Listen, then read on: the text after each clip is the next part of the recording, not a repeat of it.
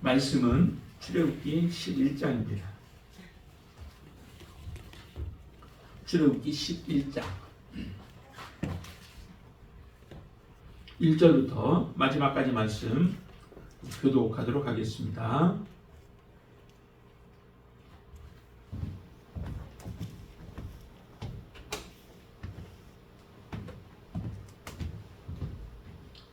출애굽기 11장 1절부터 마지막까지 말씀 교독합니다. 여호와께서 모세에게 이르시기를 내가 이제 한 가지 재앙을 바로와 애굽에 내린 후에야 그가 너희를 여기서 내보내리라. 그가 너희를 내보낼 때에는 여기서 반드시 다 쫓아내리니 백성에게 말하여 사람들에게 각기 이웃들에게 은금패물을 구하게 하라 하시더니 여호와께서 그 백성으로 애굽 사람의 은혜를 받게 하셨고 또 그 사람 모세는 애굽 땅에 있는 바로의 신하와 백성의 눈에 아주 위대하게 보였더라. 모세가 바로에게 이르되 여호와께서 이와 같이 말씀하시기를 밤중에 내가 애굽 가운데로 들어가리니 애굽 땅에 있는 모든 처음 난 것은 왕 위에 앉아 있는 바로의 장자로부터 맷돌 뒤에 있는 몸종의 장자와 모든 가축의 처음 난 것까지 죽으리니 애굽 온 땅에 전무후무한 큰 부르짖음이 있으리라. 그러나 이스라엘 자손에게는 사람에게나 짐승에게나 개 한 마리도 그 혀를 움직이지 아니하리니 여호와께서 애굽 사람과 이스라엘 사이를 구별하는 줄을 너희가 알리라 하셨나니 왕의 이 모든 신하가 내게 내려와 내게 절하며 이르기를 너와 너희를 따르는 온 백성은 나가라 한 후에야 내가 나가리라 하고 심히 노하여 바로에게서 나오니라. 여호와께서 모세에게 이르시기를 바로가 너희의 말을 듣지 아니하리라. 그러므로 내가 애굽에서 나의 기적을 더하리라 하셨고, 같이 읽습니다. 모세와 아론이 이 모든 기적을 바로 앞에서 행하였으나 여호와께서 바로의 마음을 완악하게 하셨으므로 그가 이스라엘 자손을 그 나라에서 보내지 아니하였더라. 아멘. 바로에게 이제 마지막 경고가 들려집니다. 하나님께서 마지막까지 지금 10번째 재앙까지 내리시는 하나님의 그 이유는 사실은 바로가 완악함 때문에 그렇죠. 바로가 완악하지 않았더라면은 이스라엘 백성들을 빨리 내보냈을 것이요.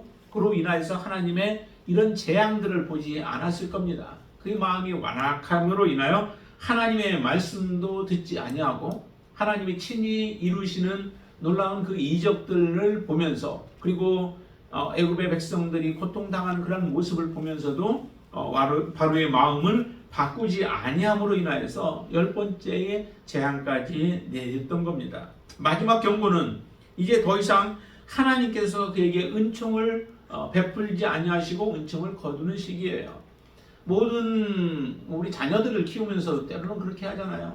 경고하는데 안 들을 때는 이제 이번이 마지막이야 라고 하면서 경고하고 그 경고를 무시하고 계속적인 잘못을 저지를 때는 이제 책망이 갈 수밖에 없습니다. 그와 같이 하나님께서 이 바로에게 마지막 재앙을 경고하게 되어집니다.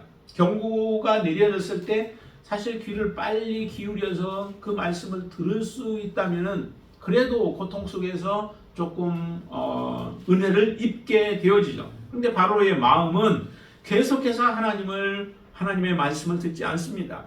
무엇이 사실은 더 부족했을까요? 바로에게 이만큼 19번까지 지금 경고를 내리시는데 경고를 하시고 그리고 그 경고한 대로 그대로 성취하고 이루시는데 더 이상 하나님이신 것, 하나님이 이 일들을 행하시는 것에 대해서 그가 믿지 못할 만한 이유가 무엇이 있겠어요? 이미 백성들조차도 객관적으로 보는 백성들조차도 이 모든 일들은 하나님께서 행하시는 것이다 라고 하는 그런 것을 깨닫게 되잖아요. 그런데 유독 그 바로만큼은 그 하나님 앞에 대적하면서 지금 살아가고 있는 것입니다. 무엇이 더 망해야 이제 그제서 손을 들고 하나님 앞에 나올 수 있겠어요? 우리가 이 세상에 살아가면서 여러분들의 인생 가운데서는 어떻습니까? 정말 하나님께서 여러분들에게 경고하시는 경고의 메시지가 더해지면 더해질수록 고통도 심해지는데, 그런 하나님의 경고의 메시지를 우리는 분별하고 들을 수 있는 저와 여러분들이 좀 되시기를 바랍니다. 하나님은 지금도 우리에게 계속해서 말씀을 하고 계세요. 이 세상에 일어나는 모든 것들은 사실은 우리에게 하나님께서 교훈으로 주시는 말씀들이죠. 자연 계시로 우리에게 주어지는 것들인데, 하나님의 특별한 말씀을 통해서 우리에게 주시는 말씀들이 있고, 자연 계시를 통하여서 일어나고 있는 것들을 통하여 우리로 하여금 깨닫게 해주시는 것들이 참 많습니다. 예를 들어 전쟁과 같은 경우들도 그것을 통해서 우리는 어쨌든 배워야 되죠. 이스라엘과 하마스와의 그 전쟁, 그것으로 인하여 지금 좀 번져가고 있는 이런 모습들 가운데서도 그 나라 그쪽에, 우리와 반대쪽에 있는 나라들의 어떤 싸움, 그것으로 그쳐지는 것이 아니라 이것을 통해서 우리에게 하나님은 하시고자 하는 말씀들이 있어요. 그 말씀들을 우리는 귀 기울여 들어야 한다는 거죠. 이 나라가 처해져 있는 그런 상황들도 사실은 많은 어려움 속에 지금 처해져 있고, 또 위기 가운데 사실은 처해져 있잖아요. 언제 화약고와 같이 폭발할지도 모르는 상황들이 바로 우리나라의 모습 가운데도 있잖아요. 이런 가운데서 우리는 어떻게 대비해야 하는가라고 하는 것들에 대한 교훈도 주어질 수 있고, 이 되어지는 일들이 정말로 우리가 모든 것이 다 거룩하고 하나님의 뜻대로 잘 우리가 행하기 때문에 이 나라에는 어려움들이 없고, 또 그런 그 전쟁들이 현재 없는 것으로 우리는 그렇게 착각해서는 안 되는 것이죠. 항상 하나님 앞에서 우리는 우리의 자신의 모습을 바라보면서 이것이 나에게 어떤 메시지를 주고 있는가라고 하는 것들을 항상 귀 기울여 들으셔야 한다라고 하는 거죠. 그게 바로 지혜 있는 사람의 삶의 모습인 것입니다. 누가 미련한 자예요.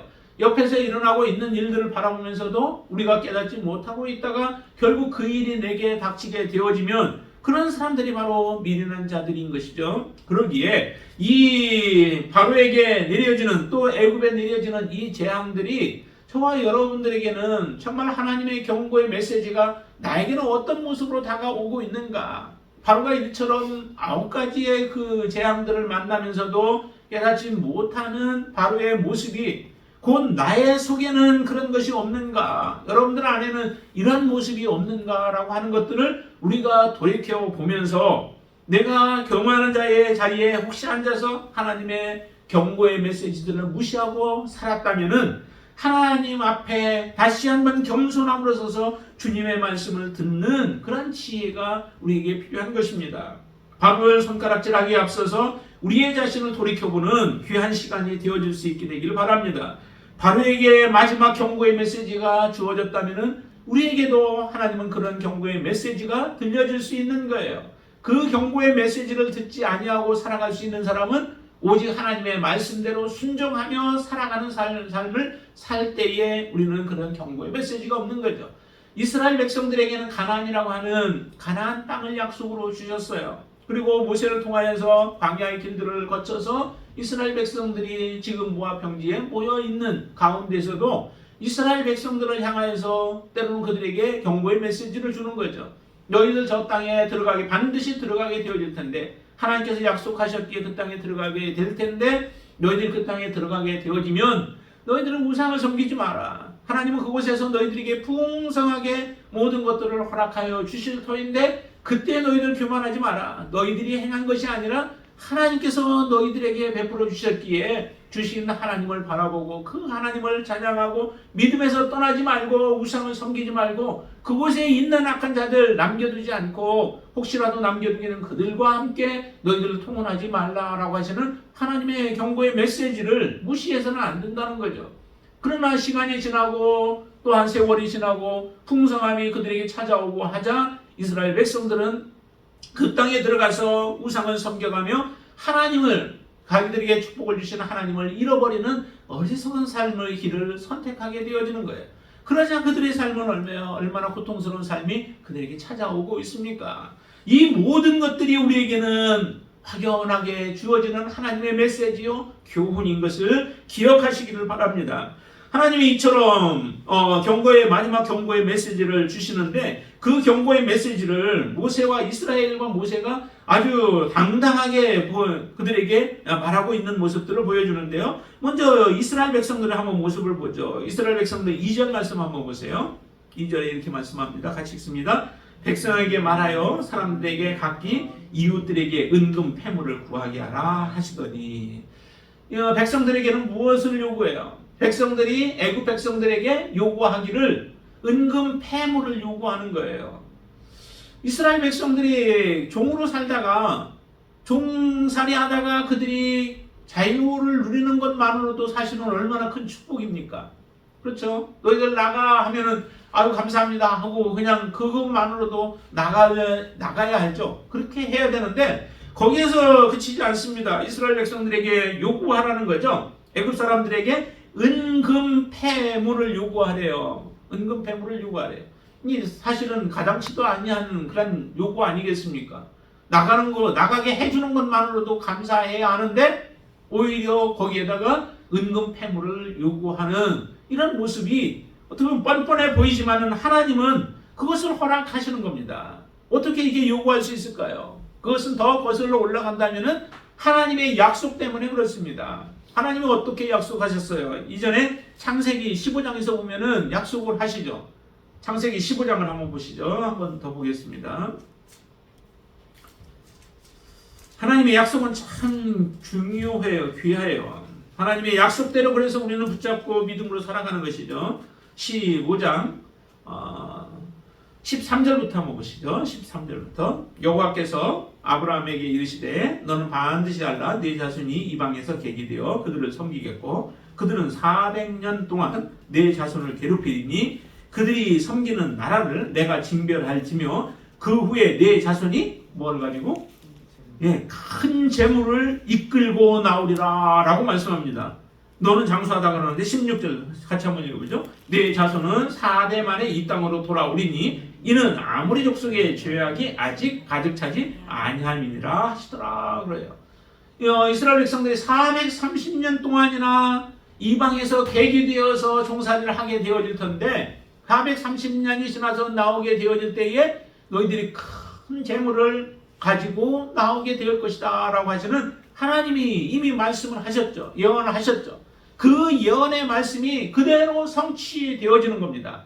하나님의 말씀은 정말 하나도 땅에 떨어지지 않습니다. 그럴 것을 여러분 믿으시죠? 하나님의 말씀은 그대로 모든 것이 성취되어진다는 거예요. 예수님이 말씀하셨죠. 1.1핵도 변함이 없이 다 이루어질 것이다 라고 약속하셨습니다. 하나님이 약속하셨기 때문에 그 약속은 반드시 그 말씀을 따라 살아가는 자들에게 그 말씀은 그대로 성취되어집니다. 그 말씀대로 이스라엘 백성들이 이제 지금 바로와 애굽 백성들은 굉장히 화가 나 있는 상태 아니에요. 이 이스라엘 백성들 때문에 자기들은 지금 쫄딱 망한 상태가 되어져요. 그리고 많은 재앙으로 인하여서 살아가기가 힘든 그런 상태에 처해져 있습니다.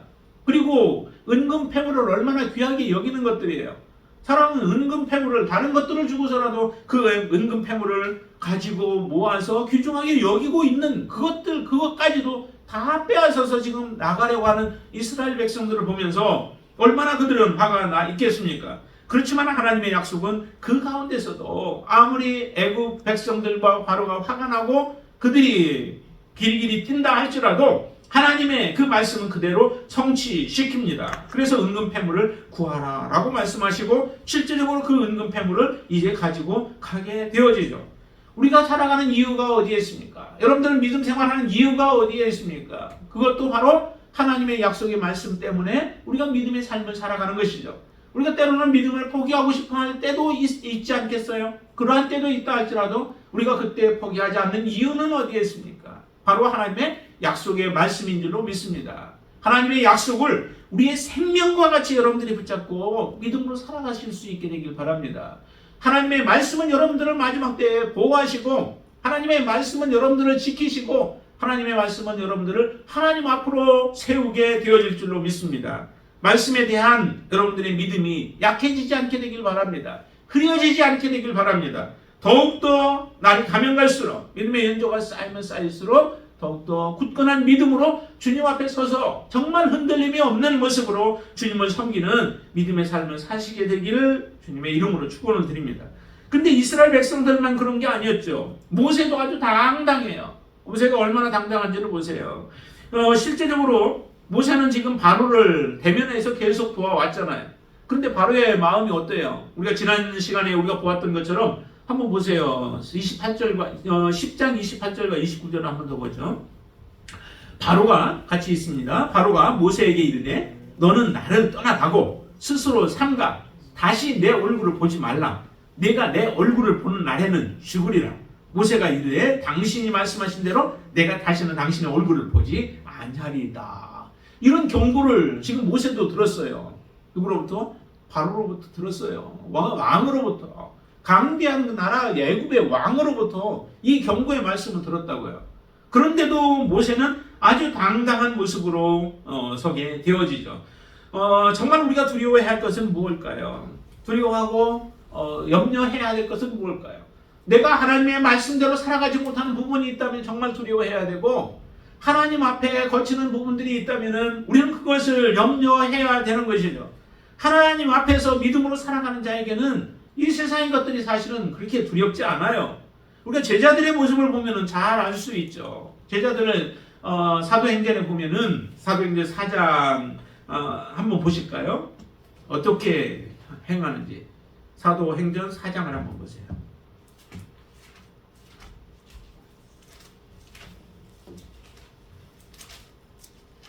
사도행전 4장 거기에 19절 20절 한번 보시죠. 한번 같이 읽습니다. 베드로와 요한이 대답하여 이르되 하나님 앞에서 너희 말을 듣는 것이 하나님의 말씀을 듣는 것보다 옳은가 판단하라. 우리는 보고 들은 것을 말하지 아니할 수 없다 하니. 근데 여기에 지금 상황이 어때요? 상황이 그 위의 상황을 보면은 이 제자들 베드로와 요한 그리고 그 제자들을 구금을 했다가 지금 17절과 18절 한번 보세요. 더 퍼지지 못하도록 이 복음에 대해서 퍼지지 못하도록 하기 위해서 위협하여서 이후에는 이 이름으로 아무에게도 말하지 말게 하자 하고, 그 다음에 18절을 같이 읽습니다. 그들을 불러 경고하여 도무지 예수의 이름으로 말하지도 말고 가르치지도 말라라고 하면서 그들에게 엄하게 경고를 했어요. 이 경고 앞에 그들이 결정하면 사실은 사람들을 죽이는 일까지도 저지를 수 있는 사람들 아니겠어요? 그런데도 그 사람들 앞에서 누구를 두려워하냐면 사람들의 말을 두려워하지 않고 하나님을 두려워하는 겁니다. 하나님 앞에서 너희 말을 듣는 것. 그래서 우리가 잠잠한 것과 하나님의 말씀을 듣는 것보다 어떤 것이 옳은가 판단해 봐라 라고 하는 거예요. 당연히 그 판단은 하나님의 말씀을 듣는 것이 그게 옳은 것이죠. 하나님의 말씀대로 행하는 게 옳은 것이다 라고 하는 그런 담대한 표현을 해요. 자, 그러면서 5장 다시 조금 더 가시죠. 40절 말씀부터 한번 보시죠. 40절 말씀 같이 한번 읽습니다. 5장 40절. 그들이 옳게 여겨 사도들을 불러들여 채찍질하며 예수의 이름으로 말하는 것을 금하고 놓으니 사도들은 그 이름을 위하여 능욕받는 일에 합당한 자로 여김을 기뻐하면서 공의 앞을 떠나니라. 그들이 날마다 성전에 있든지 집에 있든지 예수는 그리스도라고 가르치기와 전도하기를 그치지 아니하니라. 아주 굉장히 삼엄한 상태가 되어졌죠. 그래서 복음을 증거하게 되면 예수 그리스도를 전하게 되어지면 이미 이 채찍질을 맞고 매를 맞고 그들은 감금을 당하게 되어지는 이런 일들이 지금 일어나고 있는 상태예요. 그냥 경고만 말로만 주어지는 게 아니라는 거죠. 그래서 채찍질을 맞고 나온 제자들인데도 불구하고 그 제자들이 오히려 하나님을 찬양하죠. 주님을 위하여서 내가 능욕받는 일에 함께 했다라고 하는 것 때문에 그들은 오히려 기뻐했다라고 해요. 매를 맞는데 기뻐하는 사람이 과연 누가 있겠습니까? 그런데 복음을 위하여서, 주님을 위하여서, 하나님의 나라를 위하여서 우리가 희생당하는 사람들은 이와 같은 기쁨이 있다는 거죠. 그들은 막을 길이 없어요. 하나님 앞에 믿음으로 서 있는 자들은 어느 누구도 무엇으로도 막을 수 없게 되는 그런 담대함을 가지게 되어집니다.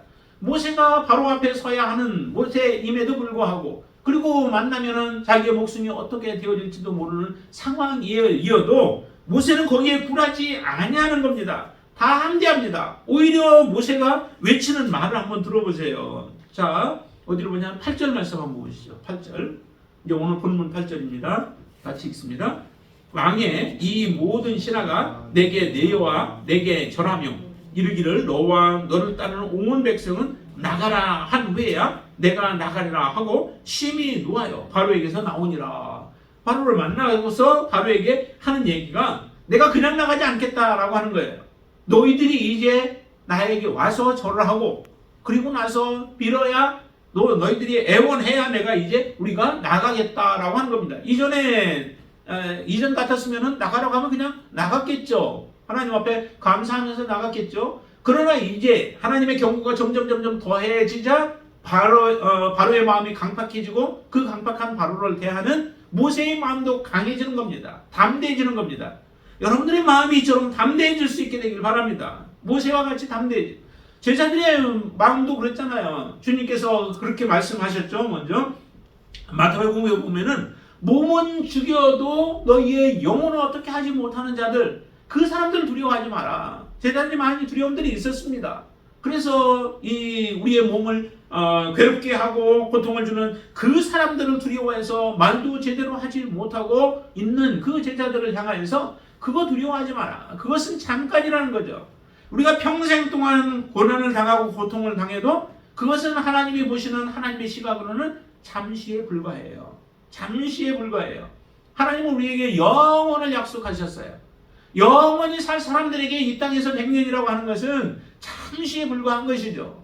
그런 것을 우리가 믿음으로 우리가 바라본다면은, 정말로 믿음으로 모든 것들을 해석할 수 있다면은 우리는 두려워하지 않고 거기에 겁먹지 않고 염려하지 않게 되어질 겁니다. 담대함이 바로 거기서 나오는 거죠. 믿음에서 나오게 되어집니다. 예수님의 말씀처럼 우리가 그런 담대함으로 여러분들이 무장되시기를 바랍니다. 무엇이 여러분들 두렵고 무엇이 염려가 되고 무엇이 걱정이 되겠습니까? 담대하십시오.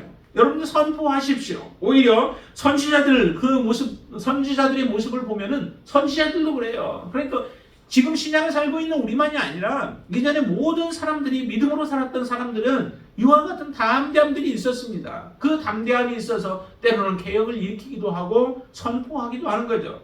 에스겔과 같은 경우 우리 한번 에스겔도 한번 더 찾아보죠. 에스겔서 3장을 한번 보겠습니다. 에스겔이 소명을 받고 이제 나아가는 모습인데요. 에스겔 3장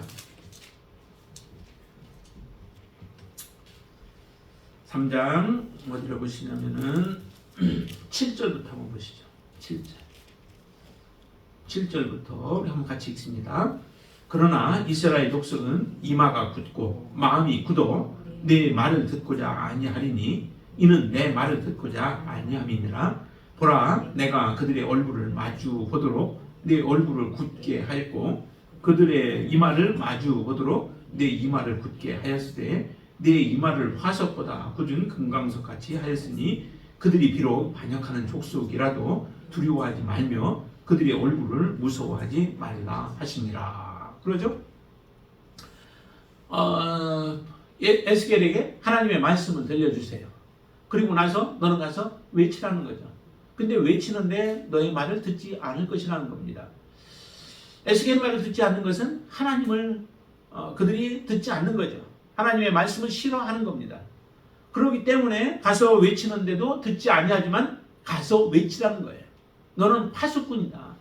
내가 가서 전하는데도 그들이 마음을 닫고 귀를 닫고 말씀을 받지 아니한다면은 그들은 자기 죄에서 죽게 되어질 것이지만, 그러나 너가 외치게 되어지면 그것을 통하여 듣고 돌아온다면은 그 자는 살아나게 되어지는 그런 역사가 일어나게 되어지죠.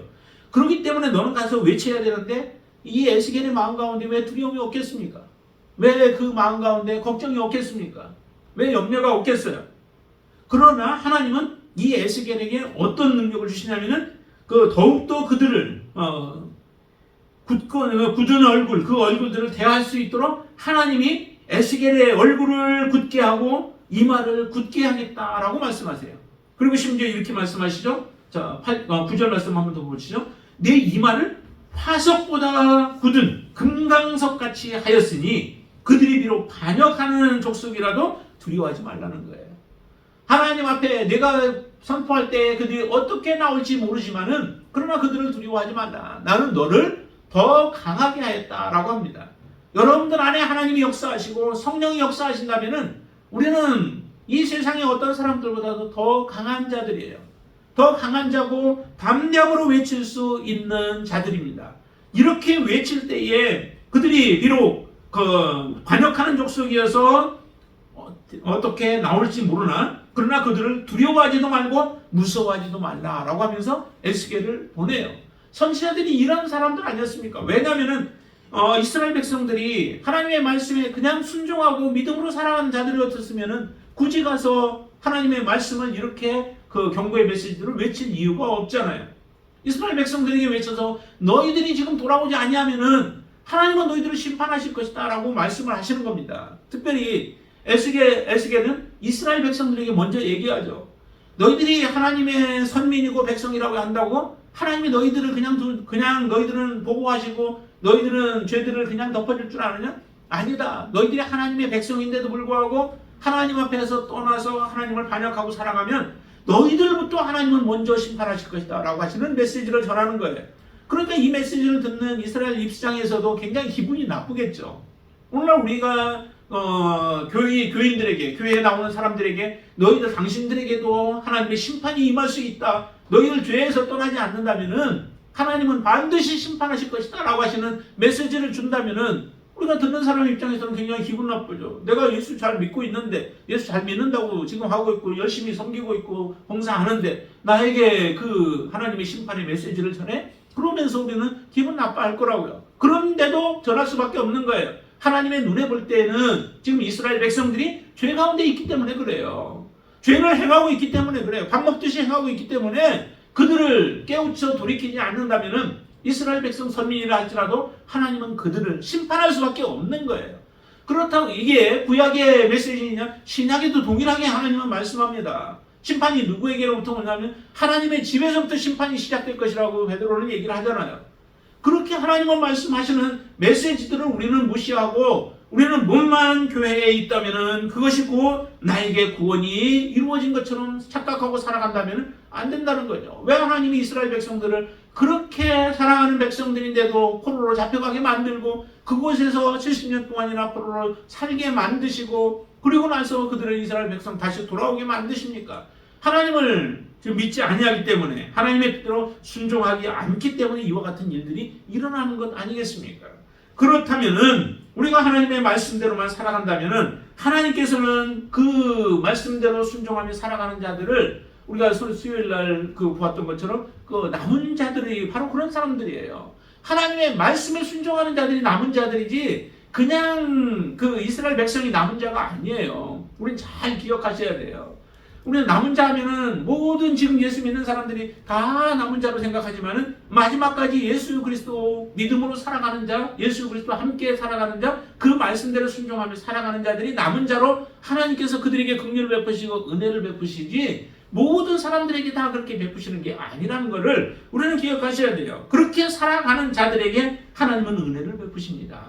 하나님이 약속하신 것을 온전히 다 이루어 주시는 것이죠.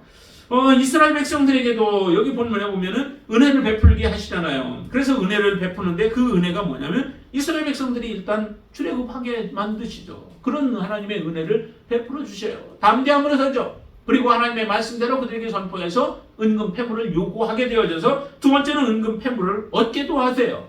얼마나 참 놀라운 축복이에요. 근데 이 은금 패물이 나중에 또 하나님을 위해서 쓰여지게 되어지지만은 그 은금 패물을 얻게 하십니다. 그리고 세 번째는 모세를 위대하게 만드시죠. 모세를 위대하게 만드시는 이렇게 말씀하시잖아요. 자, 거기에 어디를 보시냐면은 모세를 3절인가요? 같이 한번 읽어보시죠.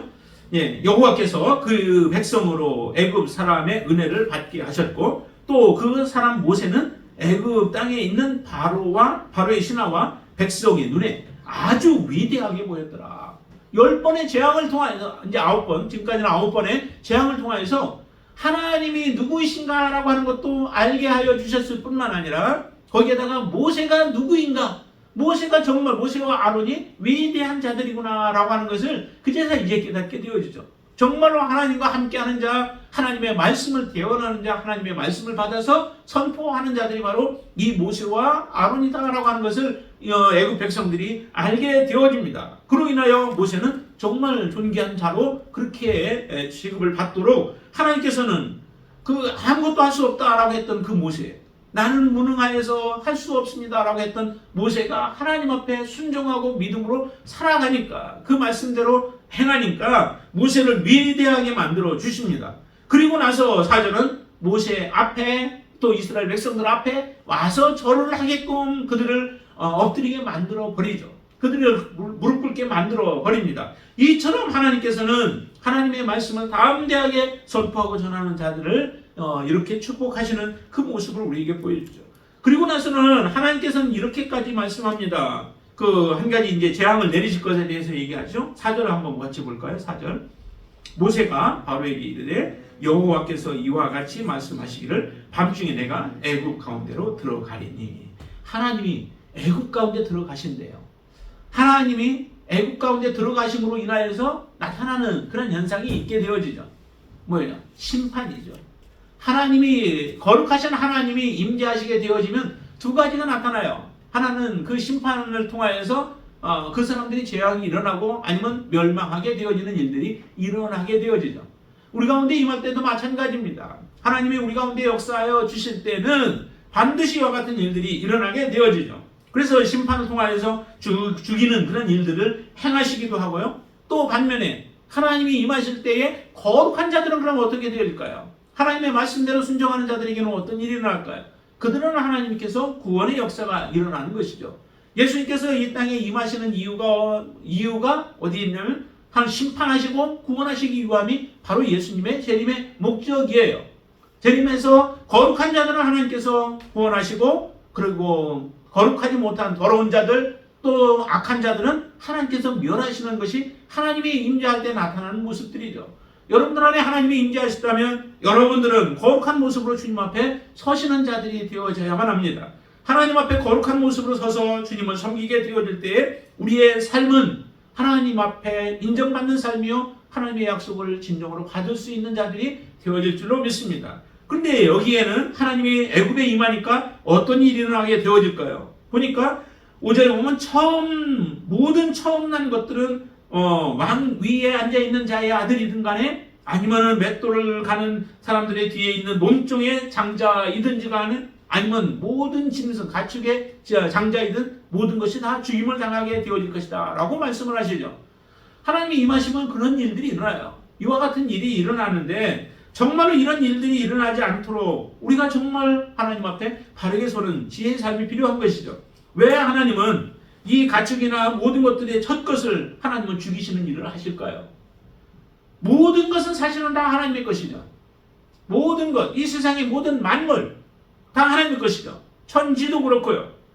또 은도 금도 다 하나님의 것이에요. 그리고 우리의 자녀들도 마찬가지죠. 자녀들도 하나님의 것이고 또 우리의 모든 재산도 다 그래요. 애굽이라고 큰 나라, 애굽도 다 하나님의 것이죠. 이스라엘도 그래요. 이 세상의 모든 것들이 다 하나님의 것이에요. 그러나 하나님의 것인데도 하나님께 드려지지 아니할 때 그 모든 것은 죽임을 당할 수밖에 없는 거예요. 하나님이 그 자기 것을 찾으시죠. 모든 것을 다 찾으시는 것이 아니라 그 가운데 우리에게 허락해 주시고 나머지 10분의 1에 해당되는, 여기서는 첫 것에 해당되는 것들을 하나님은 자기의 것으로 찾으시는데 그것을 하나님 앞에 거부하고 드리지 아니하니까 그것을 죽이시는 일을 하나님이 행하시는 거죠. 이스라엘 백성들은 그럼 왜 거기에 있는 그런 가축들은 여기에 보니까 죽이지 않았다라고 말씀하시죠? 7절에 보면 이렇게 얘기하죠.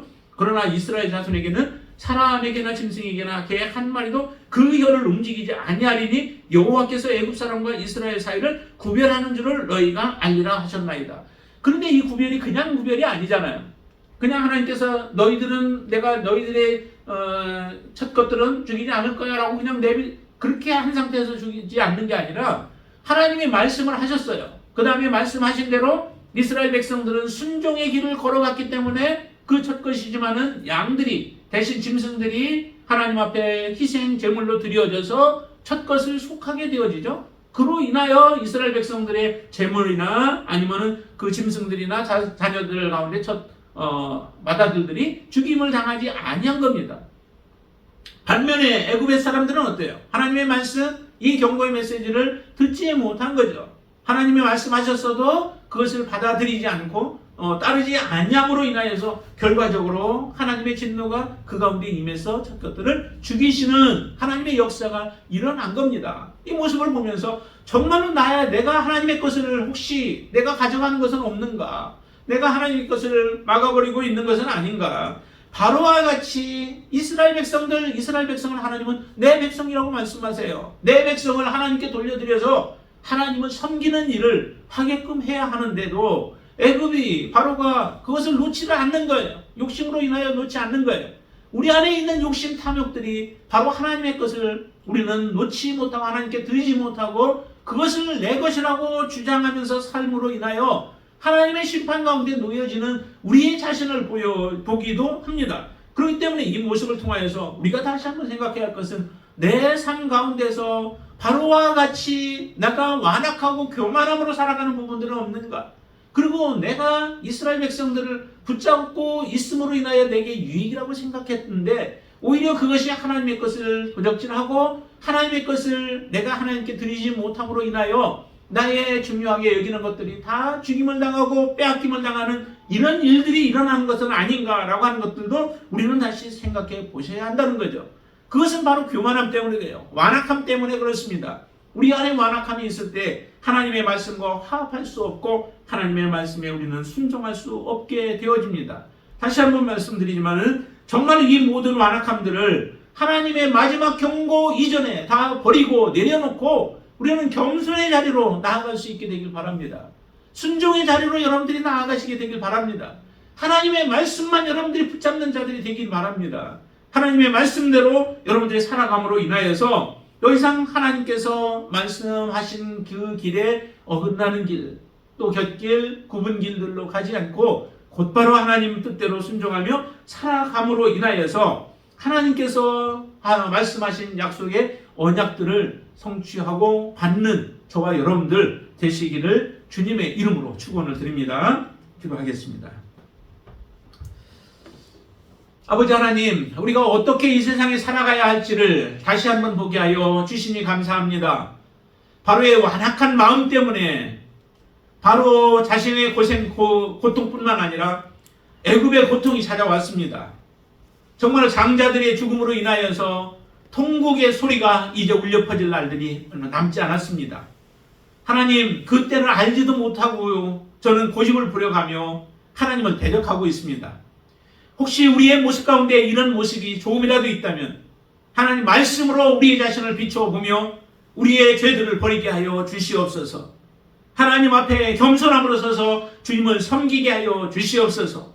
말씀대로 살아가는 자들에게 담대함을 허락해 주셨듯이 우리는 하나님의 우리에게 주신 사명들이 있기에 그 사명을 이루기까지 담대함으로 서서 하나님의 뜻을 이루어가는 자들이 되게 하여 주시옵소서.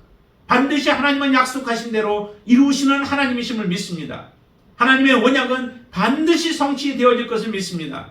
이제 그 하나님의 말씀이 우리의 삶이 길이 되게 하시고 하나님의 말씀이 우리의 생명과 같이 여기며 살아가는 자들이 되게 하여 주시옵소서. 우리 사랑하는 성도들 정말로 말씀을 더욱더 사랑하는 자들이 되게 하여 주시옵소서. 하나님의 말씀 안에 온전한 약속이 있음을 믿게 하여 주시옵소서.